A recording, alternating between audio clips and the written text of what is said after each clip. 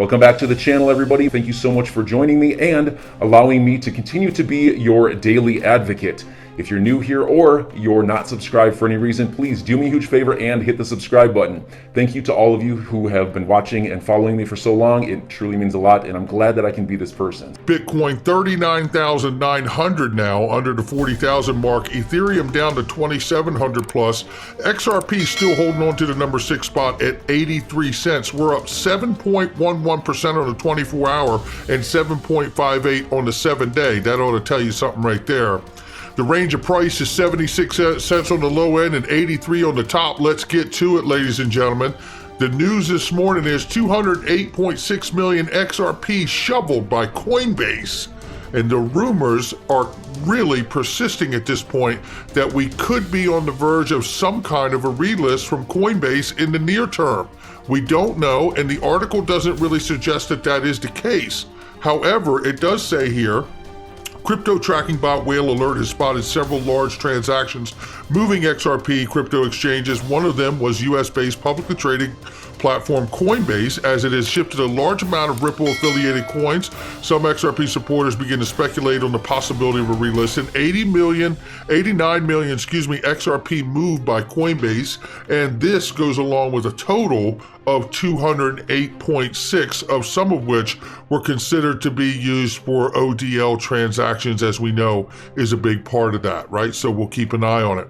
Take a look at this, because we've got a lot to go over, and I don't want this video to go too long. So the Federal Reserve officials will not be able to trade stocks, bonds, and cryptocurrencies as of May 1st. Yeah, put your hands down. If this doesn't extend to Congress and all politicians, it's a half measure. Is it good? Yeah, but it's only half as good as it really needs to be. The Fed's Lael Brainerd hints at U.S. playing a lead role in development of the CBDCs. Well, you better.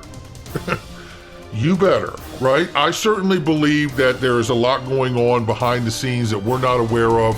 You're going to see the Federal Reserve, the U.S. Treasury, the government collectively, along with the Federal Reserve, which is not a branch of the government, by the way, wink, wink.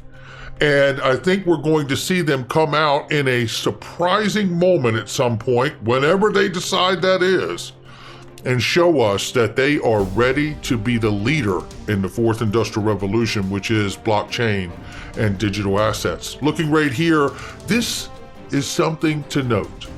4 members of Wyoming legislature have sponsored a bill that would allow state treasurer to issue a stablecoin. And you say on yourself, on the surface, great, okay, what am I supposed to make of that? Well, actually, I want to remind you of something.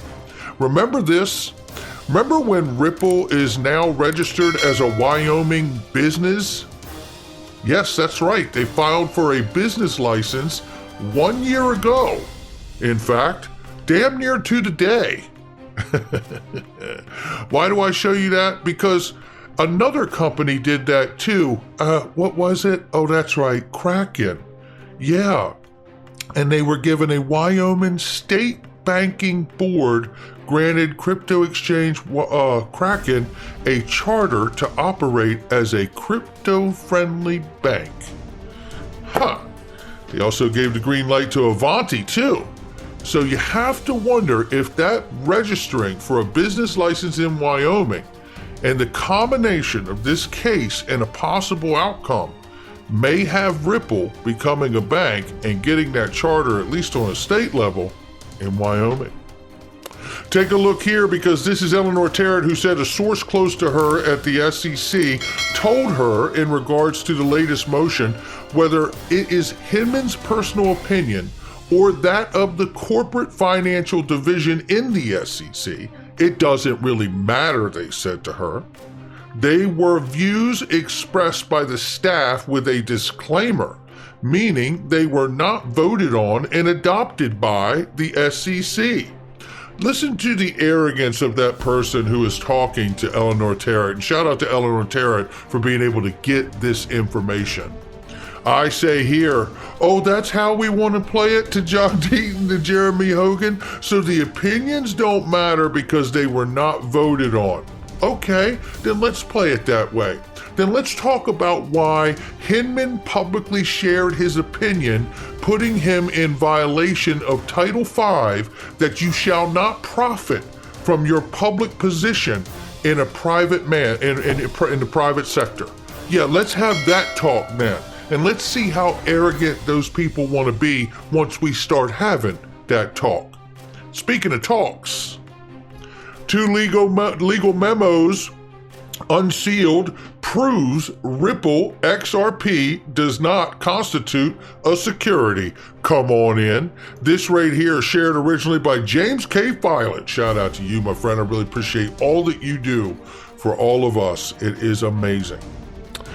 Breaking or below are the 2 legal memos. Well, I'll tell you this is not a sentence you'll hear me say very often, but I did read through all of this, and it's not opening, but you don't have, trust me, it opens, and it is an enormous breakdown of every possible consideration of what could happen with these, what they call Ripple credits inside of this evaluation, so you're not confused with the terminology.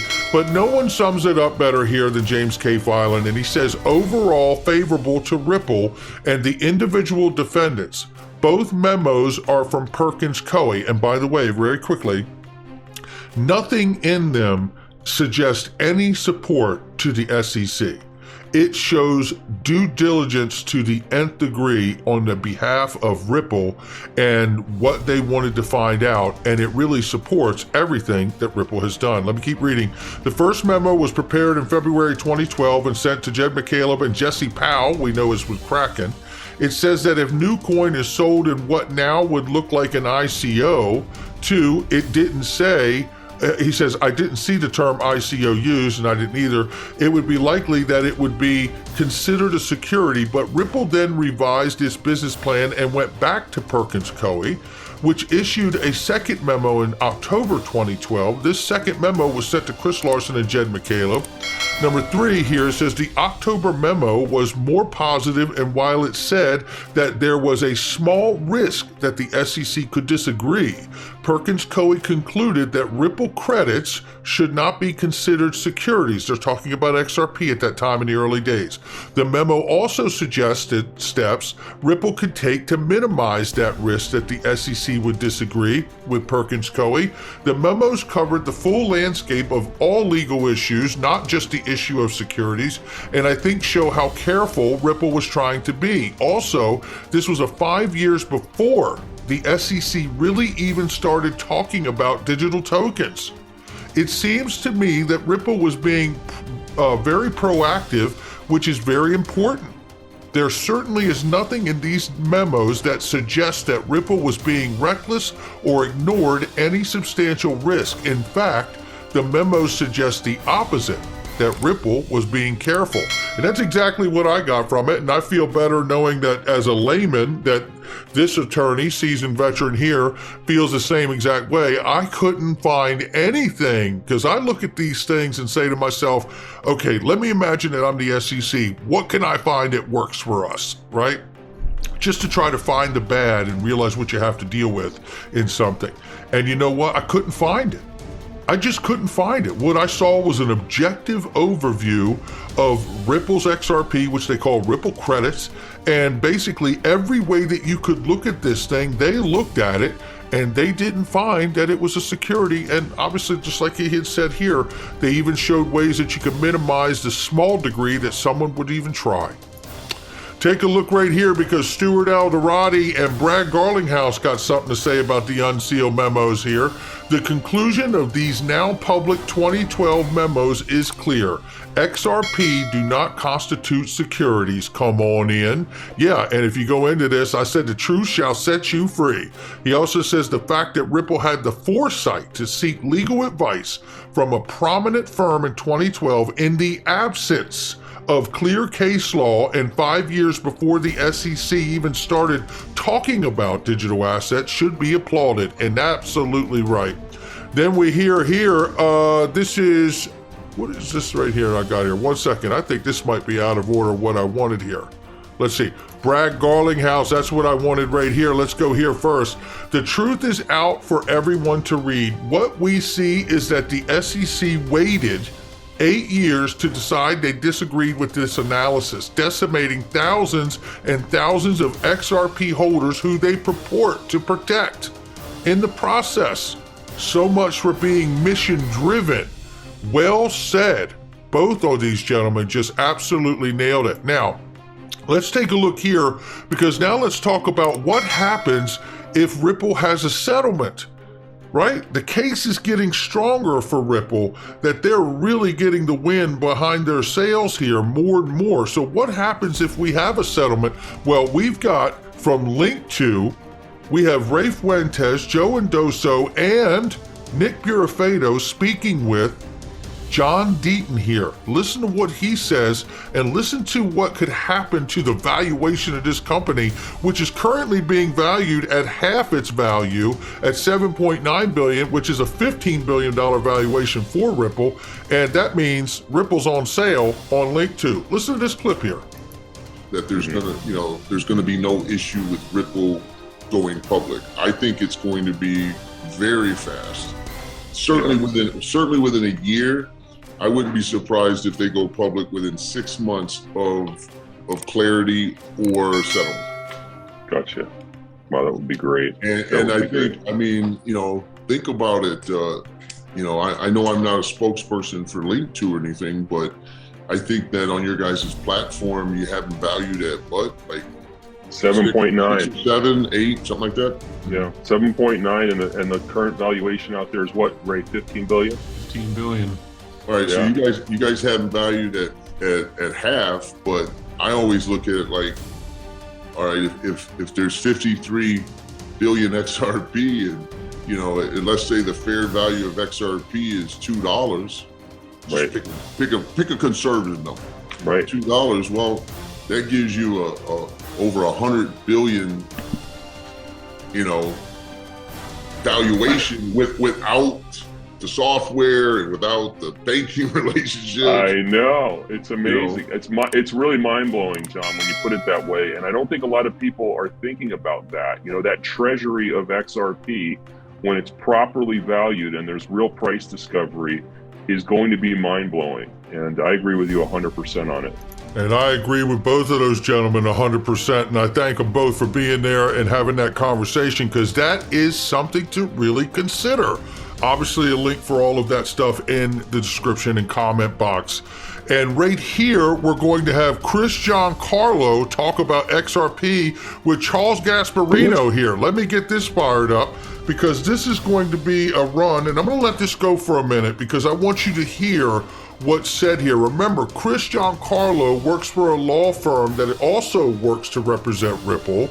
He actually, full disclosure, he actually wrote an incredible dissertation breaking down against the Howey test how XRP was in fact a currency, not a security. Take a listen to this clip here. Let's unpack this a little bit. Gary Gensler has consistently sidestepped the question if XRP is a security, because remember, they did some of the similar things they did on Ether, which is sell the token to help build out their platform, thus making it an investment in the SEC's view, obviously not your view. Then why isn't Ether a security? Because they did an ICO to help out at some point build the Ethereum blockchain. So I guess my question to you, Chris, is if the SEC wins this case, does Gensler have to go back in time and basically consider Ether a security and ding the Ethereum people? Well, it's the right question to ask, Charlie. And in my book, I talk about our analysis and our work with the SEC back in 2019 when I was chair of the CFTC and Jay Clayton was at the SEC, and our work looking at Ethereum. And it was the Ethereum precedent that we looked at in 2020 after I left the commission, in coming to the conclusion that XRP is not a security. Right.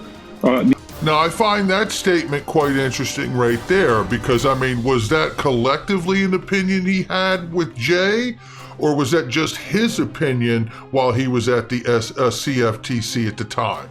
Remember, Chris Giancarlo talked about after his time at the CFTC how they introduced futures on top of Bitcoin to pop the price at $20,000. There's more to be done in this area for finding some answers here. Let's keep listening. The analogy is certainly there. The precedent is there. And I think depending on how this case comes out, it could be very challenging for the way Ethereum is considered. So you think Gensler could bring the case if he wins this one against Ethereum? Again, I don't want to handicap what the SEC might do or not. I just, as a legal precedent, it would be challenging. Yeah, interesting. It is interesting. And it's a polite way, as Charles goes on to mention here, that basically, Christian Carlos doing a very polite version of, yes, there is an issue here. Something needs to be looked into. He's trying to be respectful of the current position of the SEC commissioner. Take a listen right here to this clip where it's asked even further here about what is the state of the market. Take a listen. I didn't interview him. That was last topic. I'm not even going to go there. Not my show. But I do want to ask you about just regulation in general. I mean, I think the biggest question for the novice crypto investor is what's the regulatory environment going to be for cryptocurrencies? I think there's still a lot of fear out there. Absolutely, Cheryl. We have to start getting this right. This is not a novelty anymore. This is the future of finance. This is the future of money. This is going to affect the role of the dollar. It's going to affect the standing of American banks in the global. Now think about what he just said there. This is the future of money. This is going to affect the dollar, the role of the banks. That's not the SEC's job, is it? Financial markets. We have to start taking this seriously. And earlier this week, Chris, but I want to just ask you this. We do have to take it seriously, but is the current regulatory environment up for it, or do we have to find something else, like create something else? Yeah. Well, Charlie, earlier this week, I put out actually fundamental principles for what we need to do. And the first step is this needs to move to Congress. This is not for the Biden administration, Trump administration, some other administration to willy-nilly change it every 4 years or every 8 years. We need Congress to step in and in a bipartisan, and it must be bipartisan so it stands the test of time, in a bipartisan manner, establish a regime to regulate this new development. There's so much there. Fundamental. So much there. It is so much there, but I tell you, don't forget, he said this is about the money, how it affects dollars, how it affects the banks, right? Currency. We have agencies for that. It's called the U.S. Treasury, right? It's called the Office of Comptroller of Currency as well. It's also the prudential regulators, FSOC and OFAC. Don't believe it. It's still true. I'm not suggesting that we won't see another division created, because we just saw the FBI create another criminal division for digital assets and cryptocurrencies and cybercrime, which is called NCET, right? So I'm not saying that these things won't happen, but remember, what he referenced earlier, what's going to be affected is money and the banks and the dollar, of the dollars of the world even. So that, I think, is something to keep in play here, because, this reminds me of that. And, Procoin News shouted out about the first memo that was unsealed from 2014. He said, wouldn't you love to know the name of that investor from back in 2014 that was redacted right here? Founders were issuers of Ripple Labs, so Ripple Labs could be a user, not an issuer. Founders assumed risk of bringing issuers, which persists today. This protected Ripple Labs and was a key part in our first convertible note. You see that term being used? Our first convertible note. When something is a note, Gary Gensler says, remember? Hester Persis said it too. When something is a note, and they write right here in 2014, they intentionally, I believe, use the verbiage in a key part in our first convertible note with investors like blank. Well, that looks to be about 6 or 7 spaces, and I say fill in the blank. Personally, I'll take what is the Fed for 500, Alex. So enjoy your day, everybody. I'm always here for you. Leave any comments or questions below, and be sure to subscribe. But thanks, everybody. I really appreciate you. Enjoy your day, and I always have your back. So thanks so much, everybody.